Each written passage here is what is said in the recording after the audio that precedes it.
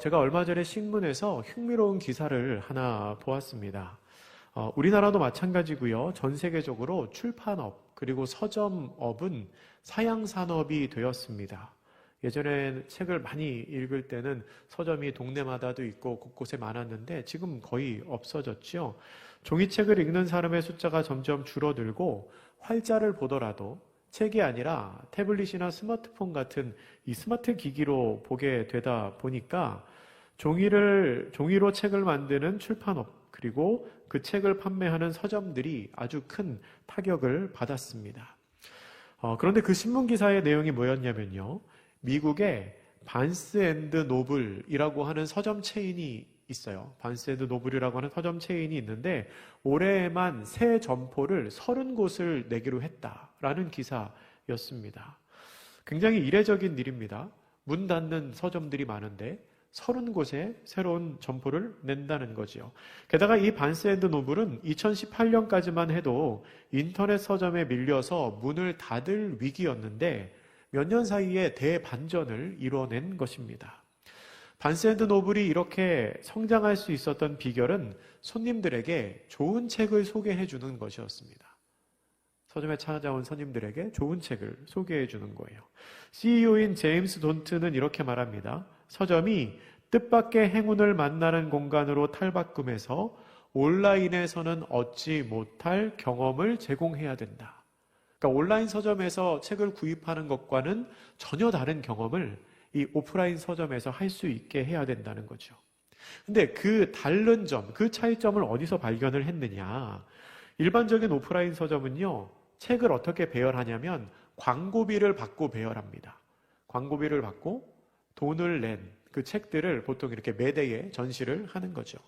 그러니까 광고를 하는 책들이 어디 가나 비슷한 거예요. 그리고 온라인 서점은 빅데이터와 알고리즘을 사용해서 사이트에 접촉한 사람의 성향을 파악해서 관심 있어 할 만한 책을 추천합니다. 그러니까 이 사람의 구매 내력이나 혹은 검색 기록 같은 거를 찾아서 딱 들어가면 이 사람이 흥미로워 할 만한 책을 계속 보여주는 거죠. 그렇게 하는 것이 사람들의 구매 욕구를 자극할 거라고 생각한 겁니다. 근데 이 반스 앤드 노블은 직원들에게 재량권을 주고요. 마음껏 책을 추천하도록 했습니다. 광고비 받지 않아요. 그래서 매대에 올려놓지 않고 알고리즘 사용하지 않습니다. 직원이 직접 책을 읽고 이 책이 너무 좋으면 손님들에게 추천을 해주는 거예요. 그랬더니 이 반스 앤드 노블에 간 손님들은 그 서점에서 발견의 즐거움을 찾았습니다. 평소에 관심 없던 분야인데 아니면 내가 생각하지 못했던 책인데 추천을 받아서 읽어보니까 너무 좋은 겁니다. 그래서 그 발견의 기쁨, 발견의 즐거움을 가지고 다시 그 서점을 찾아가게 된다는 겁니다. CEO인 제임스 돈트는 또 이런 재밌는 말을 했습니다. 나는 고객 데이터를 분석하는데 1초의 시간도 쓰지 않는다. 우리 보통의 상식과는 좀 반대되는 얘기죠. 고객의 니즈를 잘 파악을 해야 책을 팔 수 있을 것 같은데 고객 데이터 분석하지 않는다는 거죠. 고객이 성향이 어떠하든지 좋은 책을 추천하면 그 사람은 그 좋은 책을 산다는 겁니다. 그러니까 고객의 수요를 예측하는 것이 아니라 진짜 좋은 책을 발견해서 추천하는 것. 그게 서점이 사양산업으로 가는 이 길에 반전을 이루게 된 계기라는 겁니다. 진짜 좋은 걸 소개하면 사람들이 받아들인다는 거지요. 오늘 본문에 나오는 베드로도 새로운 방법으로 누군가를 소개하고 있습니다. 사람들이 전혀 듣지 못했던 이야기입니다. 누구를 소개하냐면 바로 예수님을 소개하고 있습니다. 오늘 우리가 함께 읽은 이 본문은 베드로의 오순절 설교 중의 일부입니다. 여러분, 이 설교는 예정된 설교가 아니었습니다. 예정된 설교가 아니었기 때문에 당연히 준비할 시간이 없었겠죠. 그저 베드로가 성령의 충만함을 입어서 성령님께서 주시는 지혜로 말미암아 사람들 앞에서 했던 설교입니다. 근데 여러분, 이 설교가요, 참 기가 막힌 설교입니다. 너무 대단한 설교입니다. 참으로 놀라운 설교를 지금 베드로가 사람들 앞에서 하고 있습니다. 사람들로서는 매우 낯설고 매우 새로운 모습이었을 겁니다. 설교를 시작하면서 베드로는 먼저 지금 벌어지고 있는 일에 대해서 설명합니다. 지금 벌어지고 있는 일. 지금 벌어지고 있는 이 일을 사람들이 궁금해 하거든요. 지금 벌어지고 있는 이 일이 뭐냐면 지난주 설교의 본문이었던 오순절에 성령님이 임했을 때 사람들이 각기 방언으로 말하는 그 일을 말하는 겁니다. 사람들이 각기 방언으로 말하는 이 제자들을 보면서 깜짝 놀래요. 그래서 사도행전 2장 12절에 보면은 이렇게 기록하죠. 다 놀라며 당황하여 서로 이르되 이 어찌 된 일이냐? 이게 무슨 일이냐? 어찌 된 일이냐? 당황합니다. 그런데 그 중에서 어떤 사람들은 13절에 보니까 제자를 조롱하는 사람들도 있어요. 그러니까 자기 눈앞에 나타나는 그 현상을 이해할 수가 없는 거예요. 이해가 안 되니까 그냥 자기 생각대로 판단하는 거지요. 사람들 앞에서 설교를 시작한 베드로는 일단은 이 상황을 설명을 해야 했습니다. 사람들이 이거를 궁금해 하니까요. 왜 이런 일이 생겼는지 일단 이 궁금증부터 해결을 해줘야 사람들이 베드로의 말에 귀를 기울일 테니까요. 그래서 베드로는 이 현상이 나타난 이유를 세 가지로 설명하고 있습니다. 첫째로 이 현상은 구약에 예언된 선지자들이 말한 그 예언의 성취라고 말합니다. 베드로는 16절 이하에서 선지자 요엘을 인용하면서 17절에 내 영이 임했을 때 예언한다고 했던 그 하나님의 역사가 지금 이루어지고 있다라고 설명합니다.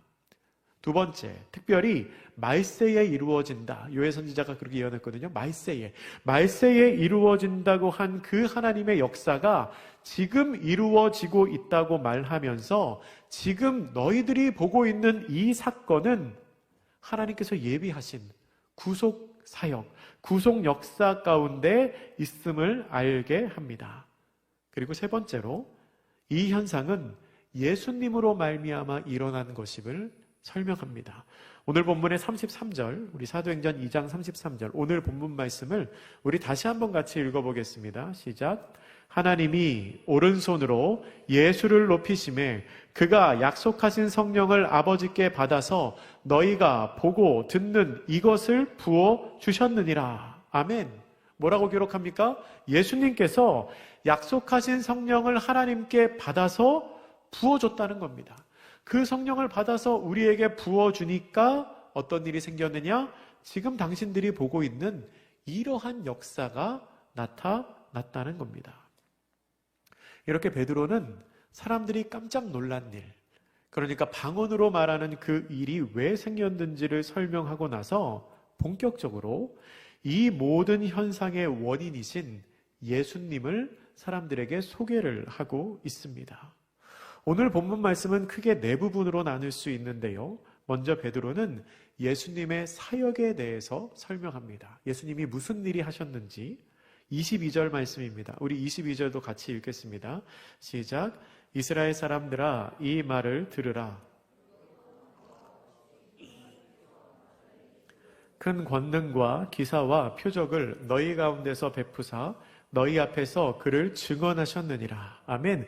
예수님은요, 하나님이 주신 능력으로 말미암아 큰 권능과 기사와 표적을 일으키셨습니다.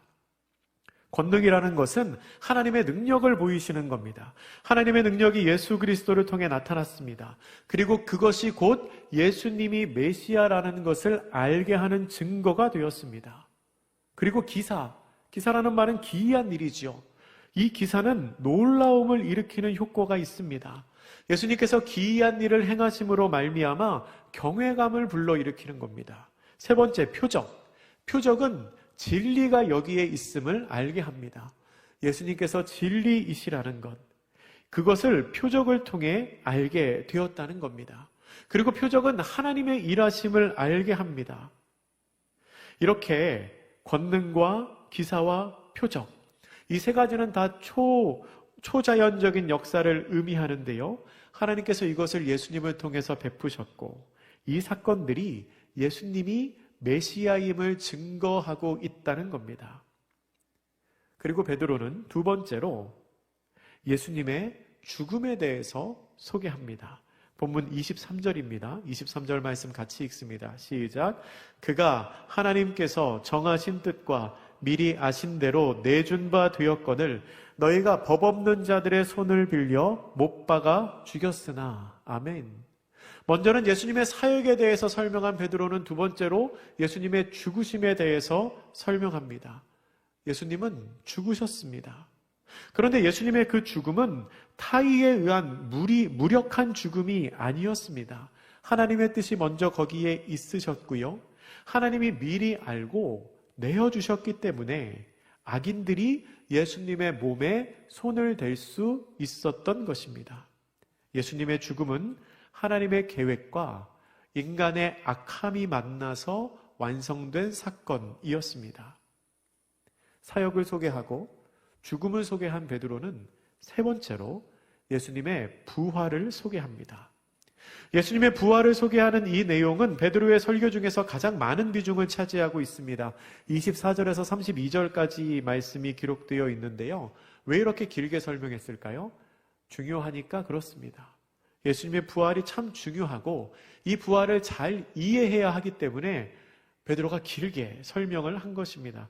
우리 24절 말씀 먼저 같이 읽어보겠습니다. 시작. 하나님께서 그를 사망의 고통에서 풀어 살리셨으니 이는 그가 사망에 매여 있을 수 없었음이라. 아멘. 베드로는 주저함 없이 하나님께서 예수님을 사망의 고통에서 살리셨다라고 선포합니다. 베드로가 지금 이 예수님의 부활 사건을 이렇게 자신 있게 말할 수 있는 이유가 있습니다. 이유. 그게 뭔가 하면 지금 베드로의 설교를 듣고 있는 사람들 중에서 많은 사람들은 아마도 예수님의 부활을 직접적으로 그리고 간접적으로 경험한 사람들일 것입니다. 예수님의 설교를 듣고 있는 사람들이 누구입니까? 각 지역에서 지금 예루살렘으로 순례를 온 사람들이잖아요. 그러니까 이 사람들이 방언을 말할 때 우리 동네 말이 들리네? 그렇게 말했잖아요. 근데 이 사람들이 예루살렘에 왜 왔냐면 유월절 순례를 하기 위해 왔습니다. 그러니까 약 50일 전 유월절부터 예루살렘에 머물렀을 가능성이 큰 사람들인 거죠. 그러면 그 사람들이 그때부터 예루살렘에 있었다면 그들은 아마도 그때 당시에 굉장히 유명한 선생님이었던 예수님이 돌아가신 사건과 3일 뒤에 부활하신 사건을 알고 있었을 가능성이 큽니다. 그렇기 때문에 베드로가 지금 아주 자신 있게 말할 수 있는 것이죠. 그리고 그 다음 25절부터 베드로는 다윗의 말을 인용해서 설교를 이어가고 있습니다.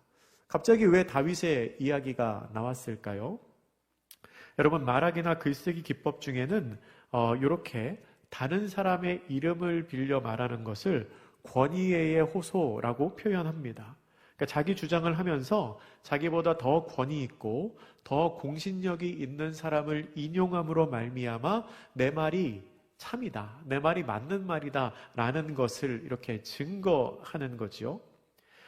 베드로는 사실 당시 사람들 사이에 아무런 권위나 인지도가 없었던 사람입니다. 물론 예수님의 제자라는 거 사람들이 알지만 베드로 그 자체로는 권위가 없는 사람이에요. 공부를 많이 한 사람도 아니죠. 그렇기 때문에 베드로의 설교를 듣던 사람들이 듣기에는 그럴듯한데 그거는 그냥 당신 생각 아니냐. 내가 대제사장한테 가서 물어보니까 당신하고 다른 얘기 하던데 대제사장이 공부 더 많이 했으니까 당신이 틀린 거 아니냐. 그렇게 말할 수도 있죠. 근데 베드로가 설교 중에 다윗을 인용하잖아요. 다윗이 이렇게 말했다라고 하면은 얘기가 좀 달라집니다. 왜냐하면 여러분이 아시는 것처럼 다윗은 이스라엘 역사상 최고의 왕이고 국가적인 영웅입니다.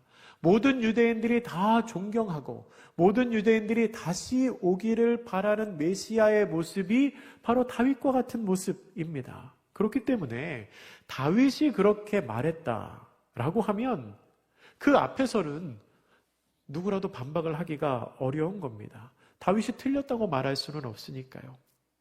그래서 베드로는 구약성경 시편 16편 8절부터 11절 말씀을 인용해서 예수님의 부활의 진실성을 확증합니다.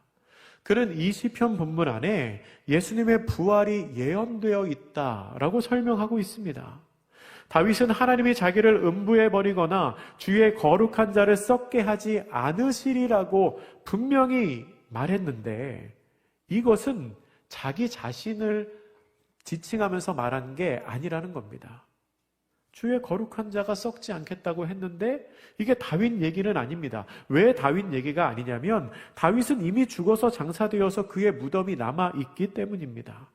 근데 30절에 보면 그는 선지자입니다.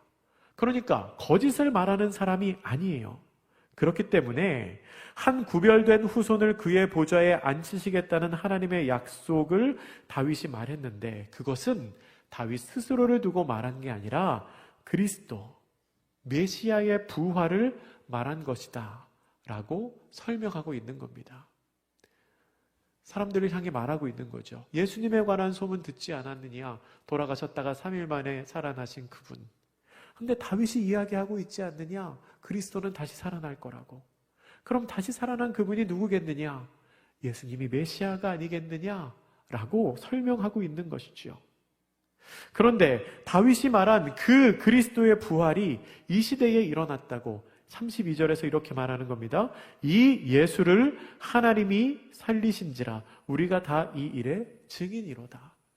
그리스도는 다시 살아난다고 하셨는데 이 예수가 다시 살아난 것 보니까 이 예수가 그리스도 아니시냐라고 말하고 있습니다.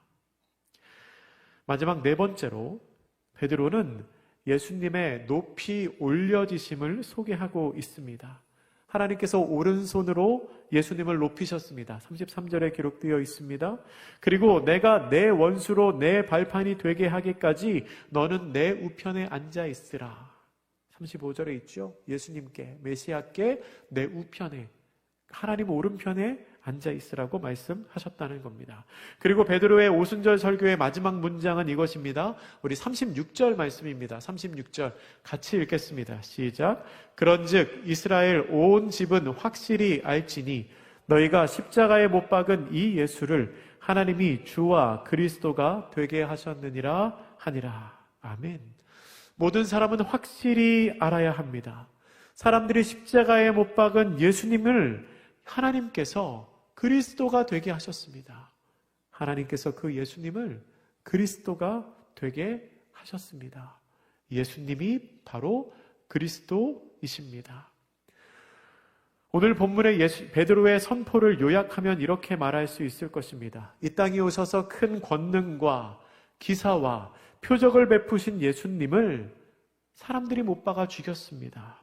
그러나 하나님께서 그분을 다시 살리셨고 우리가 이 일의 증인입니다. 하나님은 예수님을 높이셔서 보좌 우편에 앉히셨습니다. 여러분, 베드로의 이 설교가 어떻습니까? 어떠세요? 너무 멋있지 않습니까? 저만 멋있나요? 이거 원래 되게 멋있는데 제가 전달을 잘 못해서 그럴 수도 있어요. 저는 이 베드로의 설교를 들으면서 너무 멋있는 것 같아요. 혹시 제가 말하는 이 멋있다는 말에 공감을 못 하시는 분이 있다면 아마 베드로의 스토리를 잘 몰라서 그러실 수도 있어요. 여러분 한번 생각해 보세요. 불과 50여일 전에 이 베드로라는 사람은요, 사람들의 시선이 무서워서 도망다니던 사람입니다. 한 어린 여종이 당신 예수님과 같이 있던 사람 아니야? 라고 말했을 때 자기를 잡아갈까봐 부인하고 저주하면서 절대 아니라고 말했던 사람입니다. 근데 그랬던 베드로가 완전히 달라진 겁니다. 오늘 설교만 놓고 본다면 이게 어디 예수님을 부인하며 도망갔던 사람의 모습입니까? 전혀 그렇지 않죠. 복음을 부끄러워하지 않습니다. 예수님을 너무나 잘 소개하고 있습니다. 불과 얼마 전에 예수님을 부인했던 사람 베드로가 이제는 예수님을 소개하는 사람, 복음을 선포하는 사람으로 바뀐 것입니다.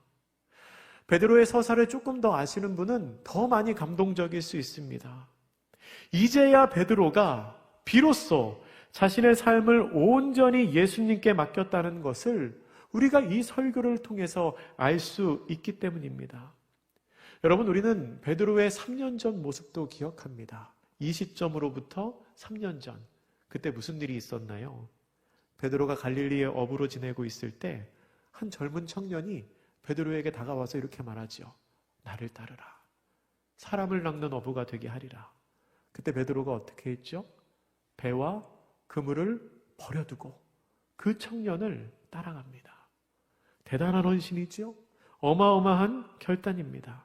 그런데요, 가만히 성경을 보면 베드로가 분명히 헌신을 하고 결단을 했는데 자신의 삶을 온전히 헌신한 것이 아니었습니다. 예수님을 따라다니면서 갈등도 있었고요, 고민도 있었고요, 배신을 하기도 했었고, 믿음의 열매를 누리기도 했지만 철저한 실패를 맛보기도 했습니다. 베드로는 배와 그물을 버리고 예수님을 따랐지만 아직까지 자기 자신은 못 버린 거예요. 다 버렸다고 생각하지만 주님, 저는 아무것도 가진 게 없어요. 이제 주님만 따라갈 거예요. 라고 결단했지만 아직 자기 자신을 못 버렸던 겁니다. 하지만 오늘 이 설교를 통해 예수님을 전하는 베드로는 정말로 완전하게 자신의 삶을 예수님께 던져버린 모습입니다. 이제 더 이상 갈등이 없습니다. 고민이 없습니다. 자신의 안위도 상관이 없습니다. 사람들이 나를 어떻게 생각하던지 그거는 중요하지 않습니다. 왜냐하면 예수님을 선택하기로 결단했기 때문입니다. 베드로는 예수님을 소개하는 길에 자신의 삶을 걸었습니다. 여러분, 이 모습이 너무 멋지지 않나요? 저는 이게 너무 멋있어 보이더라고요. 여러분은 혹시 여러분의 삶을 걸 만한 일을 찾으셨습니까? 여러분은 어떤 일에 여러분의 삶을 거시겠습니까? 아직 고민 중이십니까? 고민하는 건 정상이에요. 틀린 거 아니에요. 나쁜 것도 아니에요. 저도 제 삶에 대한 고민이 있습니다. 물론 저는 진로를 정했죠. 아마 저는 죽는 날까지 목사로 살게 될 겁니다. 근데 이 길에 들어서도 고민이 있어요. 사역을 하면서도 고민이 있습니다.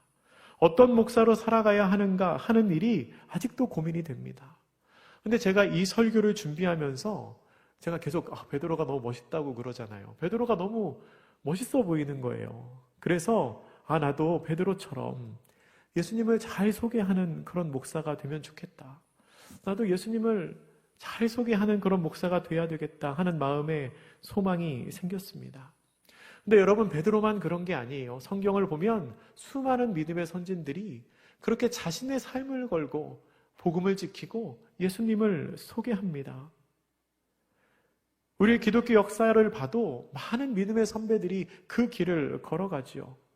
제가 말씀을 준비하며 나도 그 뒤에 이렇게 살짝 줄 서면 좋겠다, 그런 생각이 들었습니다. 오스왈드 챔버스라는 분이 이런 말을 하셨어요. 당신이 구원받기 위해 할 수 있는 것은 아무것도 없습니다. 그러나 받은 구원을 나타내기 위해서는 무언가를 해야 됩니다. 제가 다시 한번 읽어드릴게요. 당신이 구원받기 위해서는 아무것도 할 게 없습니다. 그러나 받은 구원을 나타내기 위해서는 무언가를 해야 됩니다. 여러분, 구원은 나의 노력으로 되는 것이 아닙니다. 그런데 아무것도 없이 구원받았다고 해서 아무 일도 하지 않아도 되는 것은 아니라는 겁니다. 우리는 구원받은 자로서 정결하게, 용기 있게, 거룩하게 살아가야 합니다. 그리고 구원받은 우리는 구원을 나타내기 위해서 뭔가를 해야 됩니다.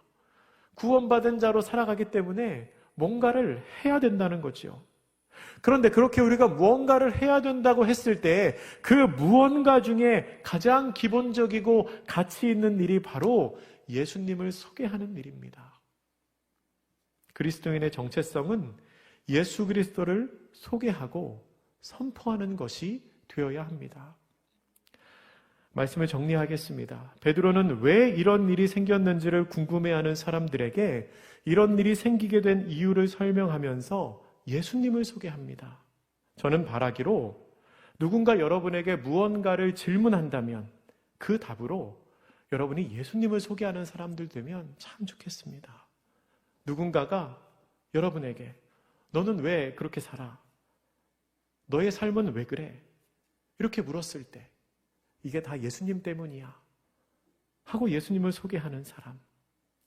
왜 공부하는지, 왜 좋은 직장에 들어가려고 하는지, 왜 돈을 많이 벌려고 하는지, 왜 성공을 하려고 하는지, 내가 지금 이 일을 하는 이유가 무엇인지 누군가가 물어본다면 남들 다 하니까요. 그런 대답 말고 별로 멋 없잖아요. 왜 돈을 많이 벌려고 그래? 왜 성공하려고 그래? 내가 예수님 때문에, 예수님을 소개하기 위해서 라고 말할 수 있다면 우리 주님이 얼마나 기뻐하실까요? 여러분, 제가 목소리가 좋잖아요. 대답하셔도 돼요. 제가 목소리가 좋잖아요. 목소리 좋다는 칭찬을 제가 많이 받는데, 근데 그런 말을 들을 때마다 사실 굉장히 부끄러워요. 지금도 굉장히 부끄러워하면서 말하고 있는 거예요, 사실은. 왜냐하면 이게 저의 노력으로 얻은 게 아니잖아요. 제가 이 얘기 자주 합니다. 저의 노력으로 얻은 게 아니고 제가 무슨 자격증 시험 봐서 목소리를 따낸 게 아니기 때문에 하나님이 그냥 주신 거기 때문에 제가 자랑하거나 제가 칭찬받을 게 아니에요. 그냥 하나님이 주신 거니까요. 근데 어느 날 곰곰이 생각했습니다. 나는 왜 목소리가 좋을까? 답이 한 가지더라고요. 예수님 소개하라고 좋은 목소리 주셨구나. 여러분, 제가 찬양을 잘하잖아요. 대답을 해주셔야 설교가 끝납니다. 찬양을 잘하잖아요. 알고 있어요. 잘해요. 그리고 찬양 인도도 잘하잖아요. 네, 감사합니다. 거의 포기하셨죠, 이제. 찬양 인도도 잘해요. 그래서 잘하고 싶은 욕심도 있어서 오늘도 찬양 인도하고 설교도 하고 막 그러잖아요. 굉장히 욕심쟁이 같죠. 근데 제가 늘 찬양하고 늘 찬양 인도 하거든요. 그래서 제가 원래부터 잘한 줄 알았어요. 난 그냥 잘하는 줄 알았는데, 근데 얼마 전에 제가 우연히 제가 가지고 있던 예전 자료들을 이렇게 보다가 제가 2006년도에 찬양 인도했던 영상을 봤어요. 2006년이면 지금으로부터 한 17년 전이잖아요. 2006년에 여러분 뭐 하셨어요? 그때 찬양 인도했던 영상이 있더라고요. 제가 봤는데 제가 그걸 보고 두 가지를 깜짝 놀랐습니다. 첫째는 너무 날씬하더라고요. 지금보다 한 15kg 정도 덜 나갔을 때. 아무튼 날씬해서 깜짝 놀랐고, 두 번째 놀란 건 뭐냐면 찬양을 너무 못해요. 찬양을 너무 못해. 찬양 인도를 너무 못해요.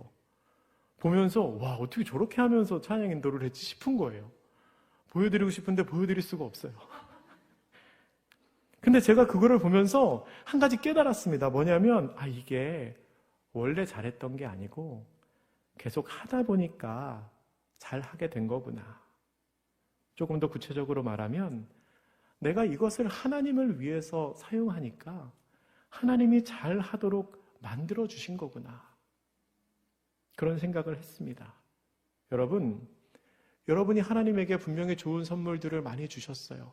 근데 그것 가지고 하나님을 위해 사용하면 하나님께서 그 은사를 더 잘할 수 있도록, 더 귀하게 사용할 수 있도록 분명히 더 큰 은혜를 부어주실 겁니다.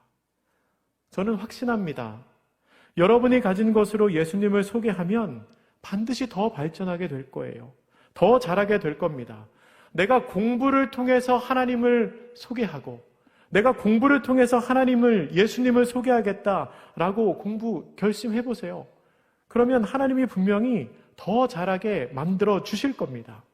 내가 내 직업을 통해서 예수님을 소개하겠다. 결심해보세요. 그러면 하나님이 분명히 여러분을 높이 들어서 사용하실 것입니다. 내가 내 외모를 통해서 예수님을 소개하겠다. 기도해보세요. 하나님이 더 예쁘고 잘생기게 만들어 주실 겁니다. 표정들이 지금 전혀 안 믿는 표정인데 여러분, 예수님께 여러분의 삶을 거는 건 정말 좋은 선택입니다. 왜냐하면 그게 진리를 따르는 삶이기 때문에 그렇습니다. 설사 그것이 세상적인 성공으로 이어지지 못한다고 할지라도 그것은 이 세상 그 어떤 것보다 가치 있는 삶입니다. 왜냐하면 우리가 전하는 그 예수 그리스도가 진리이기 때문입니다. 우리의 삶을 통하여 예수님을 소개하고 자랑하는 우리 모두가 되기를 주님의 이름으로 축복합니다. 기도하겠습니다. 사랑의 하나님, 놀라운 기적 현상의 이유를 묻는 사람들에게 베드로는 예수님을 소개합니다. 우리도 우리 삶의 현상을 통하여 예수님을 소개하는 사람들 되기를 원합니다. 내 삶의 이유가 예수 그리스도가 되게 하여 주시고 내 삶의 자랑이 예수 그리스도가 되게 하여 주시옵소서. 또한 예수님을 잘 소개할 수 있도록 우리에게 지혜와 용기와 물질과 착한 성품과 은사도 허락하여 주시옵소서. 감사드리며 예수님의 이름으로 기도드립니다. 아멘. 우리 함께 이 찬양으로 우리의 마음을 고백하겠습니다. 내 삶의 이유라 찬양입니다.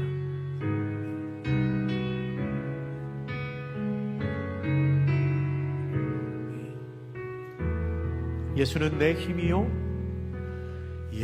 예수는 내 힘이요, 나의 기쁨, 내 참 소망, 그 이름의 생명이 내 삶의 우리 한 번 더 고백합시다.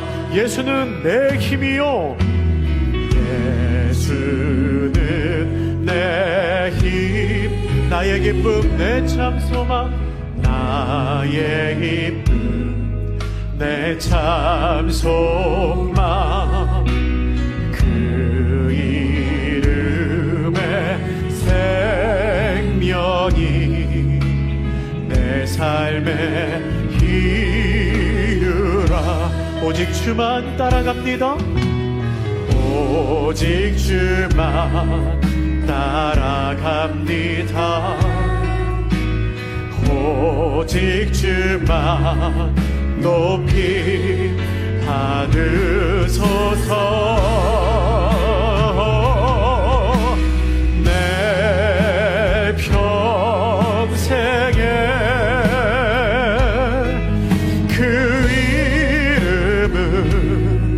그의 선하심을 세상에 노래합니다. 그 이름에 그 신능력 영원한 생명이 내 삶의 2절 고백합니다. 내가 사나 죽으나, 내가 사나 죽으 그 이름을 위하여, 그 이름을 위하여 내 모든 것 다 드리니 나를 받은 아멘. 오직 주만 따라갑니다. 오직 주만 따라갑니다. 오직 주만 높이 받으소서. 내 평생에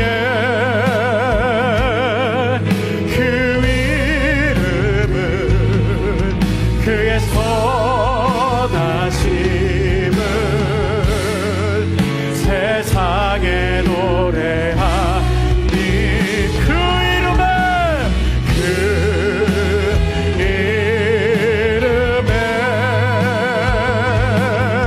그 신능력 영원한 생명이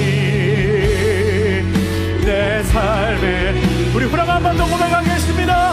내 평생에, 내 평생에 그 이름은 그의 선하심을 세상에 노래합니다.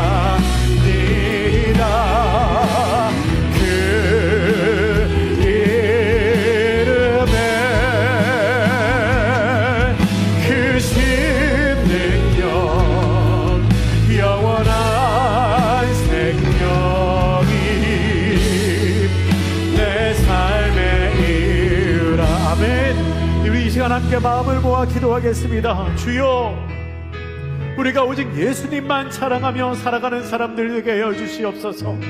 삶으로 예수님을 드러나게 하여 주시고 예수님을 소개하게 하여 주시고 우리의 소망을 오직 예수님께 두고 살아가는 사람들 되게 하여 주시옵소서. 내 삶의 이유가 오직 예수 그리스도가 되게 하여 주시며 내가 주님을 따르는 일에 내 삶을 던지게 하여 주시옵소서. 주님이 그만한 가치가 있는 분임을 내가 마음으로 고백하게 하여 주시며 그 안에 있는 영원한 생명을 누리며 살아가게 하여 주시옵소서라고 우리 주여 한번 부르고 함께 기도하겠습니다. 주여, 고맙고 감사하신 사랑의 하나님 아버지, 우리는 이 시간 부르시어 찬양하며 예배하게 하여 주시고 예수가 나의 그리스도임을 고백하게 하시니 감사합니다. 예수님만 자랑하며 예수님으로 살아가며 내 삶으로 예수님을 드러내며 오직 주님께만 소망을 두고 살아가는 우리 모두가 되게 하여 주시옵소서. 내 삶을 통해 주를 소개하는 사람들 되게 하여 주시고 혹여라도 내 삶을 궁금해하는 사람들에게 내 삶의 이유가 예수 그리스도 이름을 알게 하고 소개하는 우리들 되게 하여 주시옵소서. 주님, 우리 가운데 함께 하여 주시사 우리의 평생이 주의 손 안에 붙들리며 살아가게 하여 주시옵소서. 오직 주님만 따라가게 하여 주시고 오직 주님 안에 있는 영원한 생명으로 말미암아 살아가는 우리 모두의 삶이 될 수 있도록 주여 붙들어 주시고 아버지 하나님 우리 가운데 함께하여 주시옵소서. 주님께서 주신 은혜와 은사를 사장시키지 않게 하여 주시고 우리가 주의 이름으로 행하고 우리가 주의 이름으로 일하고 우리가 주의 이름으로 공부하고 우리가 주의 이름으로 남을 섬길 그때에 하나님께서 나에게 능력과 은혜를 더하여 주시사 더욱 잘할 수 있게 하여 주시고 더욱 능숙하게 하게 하여 주시며 이 땅 가운데 인정받고 사랑하게 하는 하나님의 백성이 되게 하실 것을 우리가 믿음으로 고백하게 하여 주시옵소서. 아버지 하나님 사모하며 기도합니다. 우리의 마음속에 두려움이 없게 하여 주시옵소서. 우리의 마음속에 의심이 떠나가게 하여 주시옵소서. 주를 섬기는 길에 주를 사랑하는 길에 그리스도로 제자로 살아가는 길에 우리가 후회함이나 아쉬움이 없게 하여 주시고 아버지 하나님 그렇게 살아가는 우리의 삶을 붙들어 주시사 우리를 통하여 오직 주만 바라보고 주께 영광 올려드리고 하늘나라의 일꾼과 백성으로 살아가는 주의 모든 제자들 될 수 있도록 주님 우리를 붙드시고 함께하여 주시며 모든 은혜를 허락하여 주시고 우리 가운데 모든 능력으로 함께하여 주시옵소서. 주님 우리 가운데 함께하여 주옵소서. 주님 감사합니다. 아무것도 아닌 저희들, 죽을 수밖에 없는 죄인인 저희들 주께서 부르시고 하나님의 자녀로 삶으시며 세상보다 귀한 존재로 살게 하시니 감사합니다. 아버지 하나님, 우리가 예수님을 붙들고 살아가는 사람들 되게 하여 주시옵소서. 이 세상 그 어떤 것보다 예수 그리스도가 가장 귀하다고 내 마음 진심으로 고백할 수 있는 사람들 되게 하여 주시옵소서.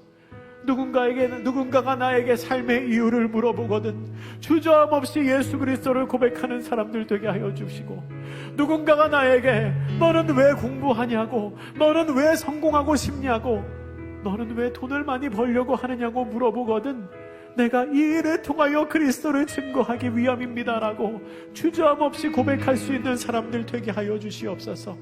그리하여 우리의 삶을 통하여 오직 예수님만 자랑하고 오직 주님께만 소망을 두고 살아가는 우리가 될 수 있도록 주님 우리와 함께 하여 주시옵소서. 주님, 우리는 너무 부족하고 연약해서 내가 마음으로 결단하더라도 그 결단이 오래 지속되지 않을 때가 있습니다. 연약한 우리를 긍휼히 여겨주셔서 이 마음의 결단과 헌신이 내 생각을 떠나지 않게 하여 주시고 주께서 주시는 용기와 주께서 주시는 능력으로 우리가 세상 속에서 하나님의 사람으로 예수 그리스도의 제자로 살아갈 수 있도록 주님 우리를 붙들어 주시옵소서. 감사드리며 우리를 구원하신 예수님의 이름으로 기도드립니다. 아멘.